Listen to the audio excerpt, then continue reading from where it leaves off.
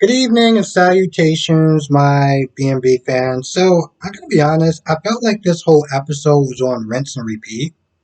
I really do.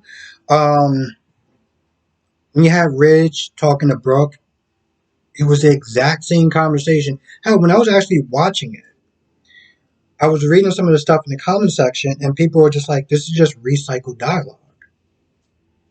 So, let's just take a guess of how that conversation went. Oh, let's see. Ridge gives a bunch of compliments towards Brooke. Brooke feels guilty. Brooke continues to fake and act like she doesn't understand what triggered her drinking.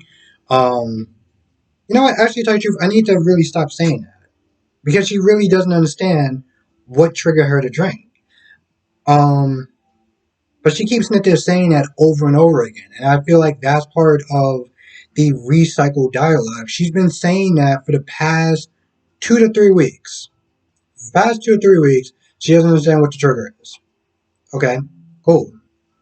Um, but she's also been just lying to this guy and also feeling guilty every time he starts to give her compliments and tell her to be easy on herself. Like today, Rich is like, whoa, it's not like you lied to me, you cheated on me, you hurt me, and stuff like that. And I'm sitting there saying, yeah, Brooke, it's not like you did any of those things to him whatsoever. So you should stop frowning and just smile and feel better. Oh, you can't because you've been lying to him for the past 3 weeks? I'm gonna be honest, I can't wait till this secret comes out. I really can. Mostly because this way they won't have to sit there and recycle the same dialogue over and over and over again. Now, Hope and Liam are sitting there talking, and they're talking about Brooke, they're talking about Deacon, they're talking about how she feels about the whole thing. But she's just mostly concerned with Brooke and her sobriety and her happiness and making sure that she doesn't lose Ridge. And then Liam just comes out with a out of nowhere, well, not out of nowhere theory, but just like a theory that pretty much Brooke is endgame. The whole reason why he got close to Hope was so that way he can be closer to Brooke. Not just saying he doesn't genuinely love her, but she was in the endgame. And I'm like, wow, really? I mean, on one hand he seemed like he tolerates Deacon more, mostly for her sake, but just because he's like, oh, listen, he hasn't stepped out of line yet.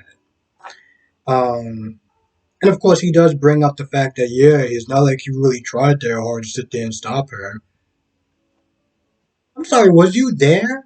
My whole thing is like I love how he sits there and just thinks the worst of Deacon. Like he's never made any mistakes his entire life. You know? Like he didn't want people to sit there and give him the benefit of the doubt or a chance or anything like that. And yet he's just making wild theories like, oh well, he doesn't really love you. I mean, he loves you, but he loves Brooke more. Like, are you kidding me? So with that being said, Hope is like, you know what? Listen, we're not going to get any answers right now. So she decides to come to his job. Now, before she gets there, Sheila is doing what Sheila does always for the past 3 weeks when she's been talking to Deacon, fishing, trying to find out what's going on, trying to find out why he hasn't been at the Logan's house and spending more time with Hope and Brooke and stuff like that. What happened, what transpired, what was something that changed. It's the same thing over and over again. And Deacon gives her the same answer over and over again. Nothing. Um, so they go back and forth. Now, at some point, Hope does get there, and Deacon's like, yo, listen, we can't be seen together. So, 1 second.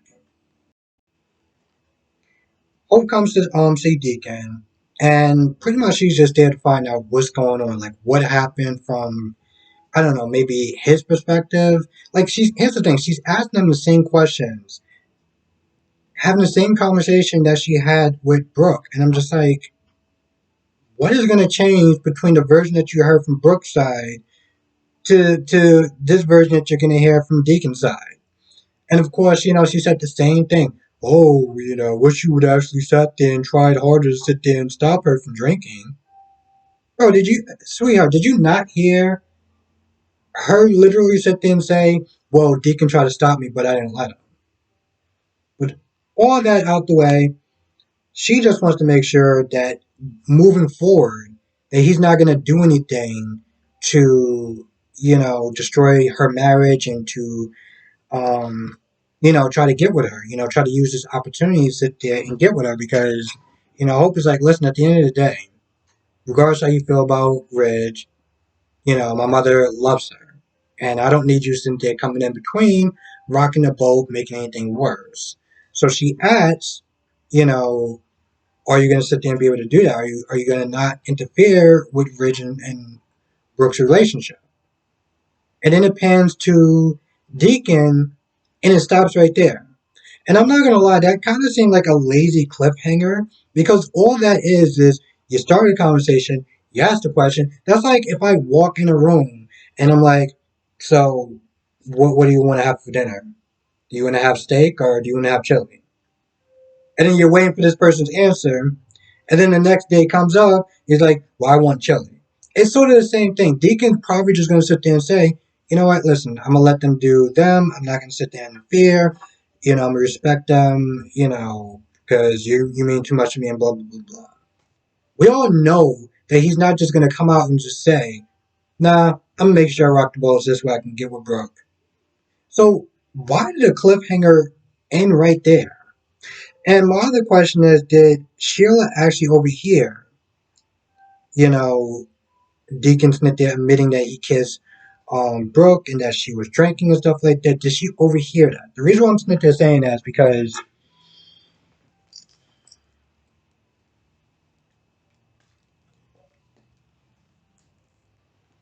whenever the camera kept panning to her and it seemed like she was trying to like listen in, I couldn't tell, was I watching a bad copy or was there actual background noise in the episode that prevented her from overhearing.